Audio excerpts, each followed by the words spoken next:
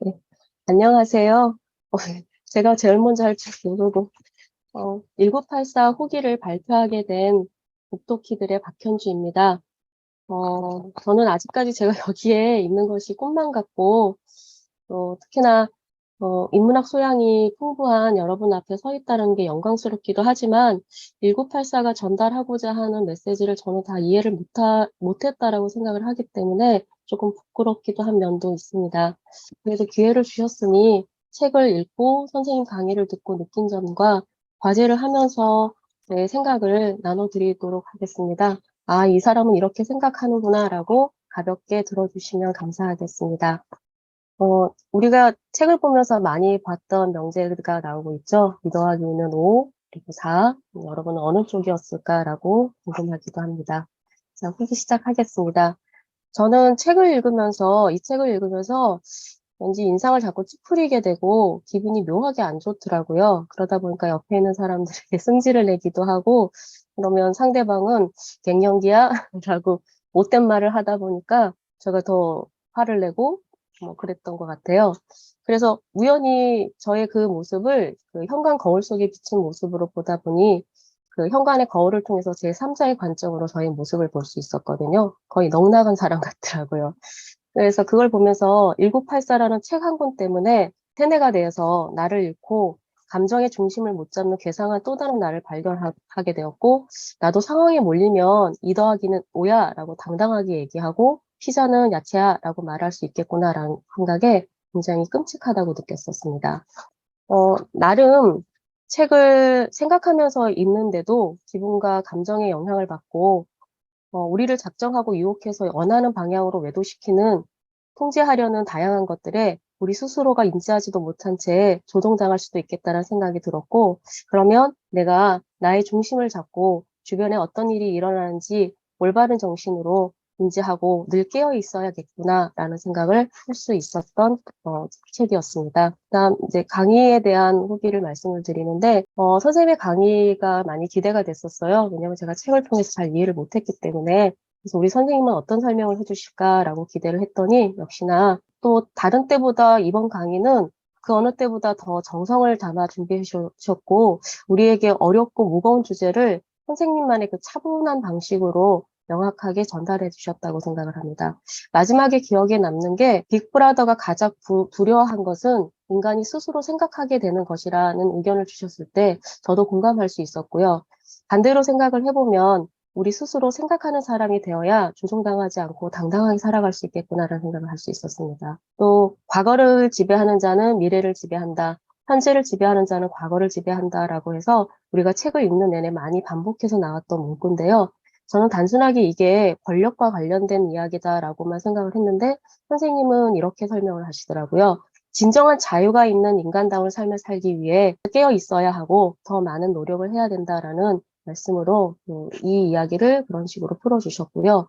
마지막에 보면 결국 강의를 통해서 이 마지막에 보시는 이 문구를 우리에게 전달해주고 싶지 않으셨을까라는 생각을 좀 해봤어요. 그래서 우리 다 같이 한번 이 부분을 읽어보면서 우리의 마음을 좀 단단히 해봤으면 좋겠다는 생각을 하는데요. 지난 시간을 열린 마음으로 받아들이고 날카로운 눈으로 현재를 살아가고 더 나은 내일을 만들어 갈 수 있는 삶을 살아가자라는 것을 선생님께서 우리에게 전달해주고 싶지 않았을까라는 저 혼자만의 생각을 해봤습니다. 후기는 여기까지고요. 그 다음에 이제 과제를 보시겠는데요. 과제 첫 번째는 무의식적으로 나에게 영향을 미치고 내가 하고 있는 이중사고가 있나요? 라는 질문에 제일 먼저 떠오른 게 실수해도 괜찮아 라고 말하는 저와 정신 상태가 느슨하군이라고 마음속으로 하고 있는 저를 발견할 수가 있었습니다. 사실 저는 살면서 정해진 답을 외우고 답하고 많은 부분들을 미리 준비하고 계획하고 변화 없이 정해진 틀 안에서 시계추 마냥 살아왔었고 이런 삶이 익숙하다 보니까 작은 것이라도 예상과 벗어나거나 틀리면 몹시 힘들고 혼자 소가리를 했었어요. 그래서 실수하지 않으려고 많은 시간을 들여서 연습하고 노력하는 삶을 살았다 보니 굉장히 힘들었고 무엇보다도 새로운 거 한다는 게 두렵고 틀릴까봐 실수할까봐 두려웠고 또 그쪽으로 노력한다는 그것이 힘들까봐 시도도 하지 않았을 때가 참 많았는데 굉장히 내 자신을 괴롭히는 사람이었다라는 생각을 했거든요. 실수하지 않고 잘 해야 하는 것이 힘들고 스트레스가 넘치는 것을 너무 잘 알기 때문에 아이들과 제 제자들에겐 항상 이렇게 말하거든요. 실수해도 괜찮아. 시도하는 것이 중요하지. 인생은 성적순이 아니란다. 스카이 나와도 삶은 비슷하더라. 하고 싶은 거 하고 내 온 마음으로 불태울 수 있는 진정으로 좋아하는 것을 하렴이라고 말하거든요. 가식은 아니고 진심이었고 제가 사랑하는 아이들이랑 제자들에게 정말 해로운 말은 하지 않고 진심으로 하고 싶었던 말이며 이 말을 하면서 저는 아이들에게 창의성과 자유로움, 도전 의식들을 좀 심어주고 싶었다라고 생각을 합니다.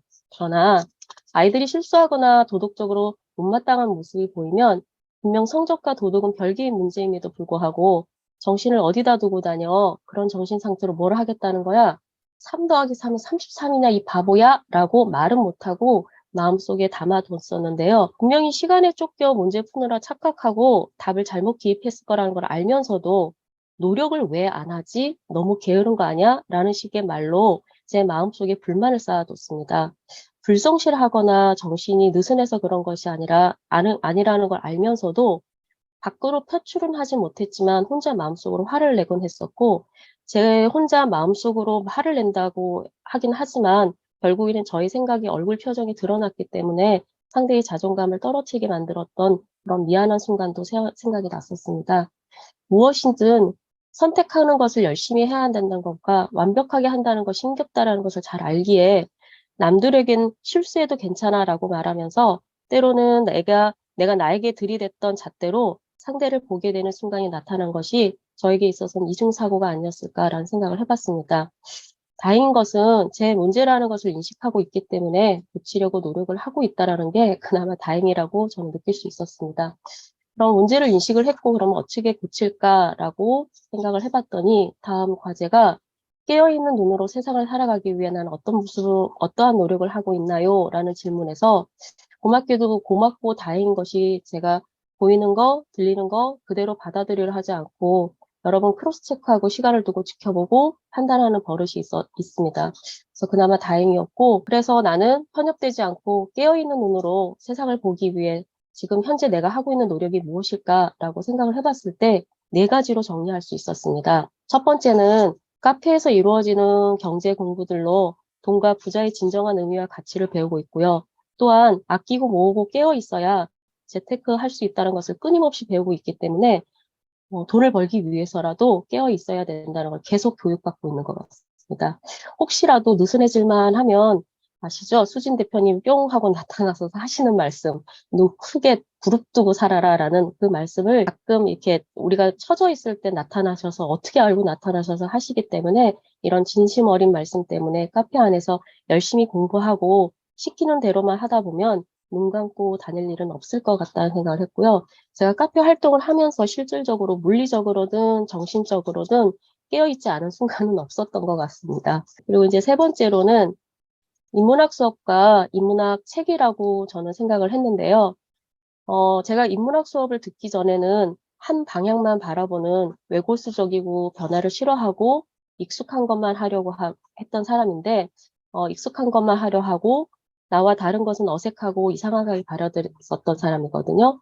근데 올해 초부터 인문학 멤버십과 클럽 활동을 하면서 책 속에 등장하는 다양한 인물들의 생각과 감정을 교류하면서 많은 것을 배우고 타인을 이해하면서 타인을 이해하게 되고 세상은 다양한 사람들과 생각들로 어우러졌을 때 진하고 풍부하고 더 살맛 난다는 것을 알 수 있었습니다. 그리고 그 책과 인문학 수업 말고도 저희 클럽인 붓토끼들 식구들이랑 붓토끼를 이끄는 영래 리더님이 참 고맙게 느껴졌고 제가 노력하는 데 서포트를 해줬다고 저는 생각을 하거든요. 저희는 주말 토요일 3시에 만나서 책을 읽고 30분 동안 책을 읽고 원래는 10분 동안만 이야기를 나누는데 먼 이야기들이 많은지 거의 한 4시를 넘길 때가 많아요.